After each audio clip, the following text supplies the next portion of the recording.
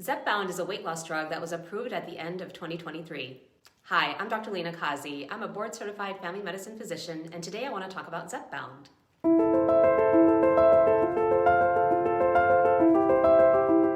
Zepbound is also known as tirzepatide.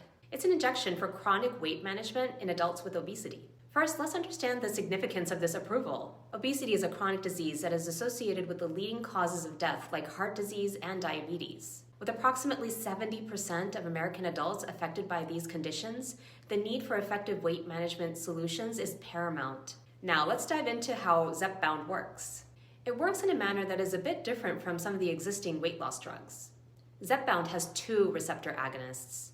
This means that the drug has two ways of working to help with weight loss. It contains both a GLP-1 receptor agonist and a GIP agonist. Certain other weight loss drugs do not have the GIP component. The FDA approval of Zepbound was based on clinical trials, and patients lost an average of 18% of their body weight once they reached the maximum dose. As with any medication, Zepbound comes with potential side effects and precautions.